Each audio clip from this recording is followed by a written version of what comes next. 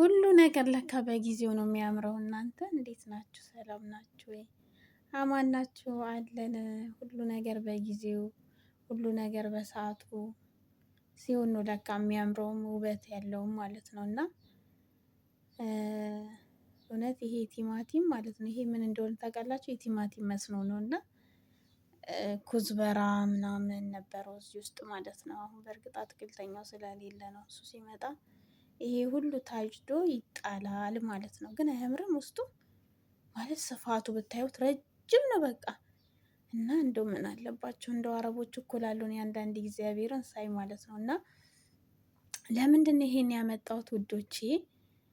ሁሉ ነገር በጊዜው ነው የሚያምረው ያልኩበት ምክንያት ማለት ነው። በእድሜያችን፣ በጊዜያችን፣ በውበታችን ሁሉ ነገር በጊዜው ስናደርገው ውበት አለው። የሚመጣው ነገር ራሱ ልክ ነው ብላችሁ ታስባላችሁ። እውነቴን ነው የምላችሁ። ያ የምታመጡት በጊዜያችሁ በእድሜያችሁ ማለት ነው። እና ያ እድሜ ከሄደ በኋላ ጉልበት ካለቀ በኋላ የምንሰራው ራሱ ያው ይሁን ብለን ነው እንጂ መሆን አለበት ተብሎ አይደለም። አንዳንዴ ማለት ነው። እና አንዳንዴ በጊዜያችን ደግሞ እንደዛም እየሰራን እማንይዘው ገንዘብ እማንሰበስበው ንብረት በኋላ ላይ ና ብንለው አይመጣም። እውነቴን ነው የምላችሁ። እና ይሄ ምን ልላችሁ ፈልጌ ነው፣ አብዛኞቻችን እዚህ አረብ ሀገር ስንሰራ ብዙ ነገራችን እናጣለን። እሱንም ለምንድን ነው? ለቤተሰብ ለዘመድ አዝማድ እያለን በቃ ማለት ብዙ ነገር አለ። አንዱ ስንል አንዱ ጎዶሎ ይመጣል፣ አንዱ ሲባል አንዱ ቀዳዳ ይመጣል። ግን ጨክናችሁ እናንተ ጎበዝ ሆናችሁ የራሳችሁን የሆነ ፍሬ ካላፈራችሁ ራሳችሁ መስመር ውስጥ ካልከተታችሁ ከባድ ነው ውዶቼ። የእውነቴን ነው የምላችሁ።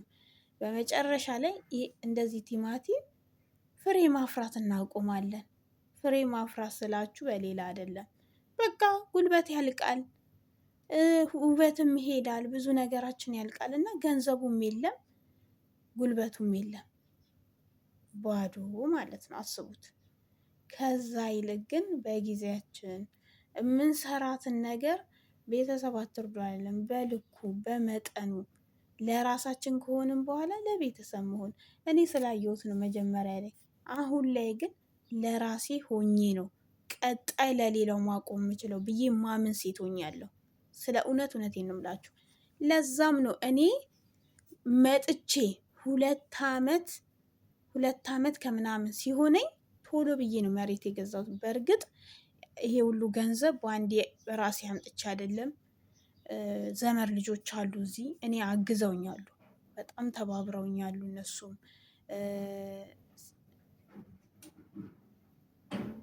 እህቴም አግዛኛለች። ሹፌሩ እያንጋጋ ነው። እና ሆኖም ግን እውነቴን ነው የምላችሁ ቆራጥ ስለሆንኩ ነው እንደዛም ላረግ የቻልኩት። የመጀመሪያው ስደቴ አልያዝኩም ባክኜ ነው የቀረው። ስለዚህ ውዶቼ በጊዜያችን ነው ሁሉ ነገር የሚያምረው።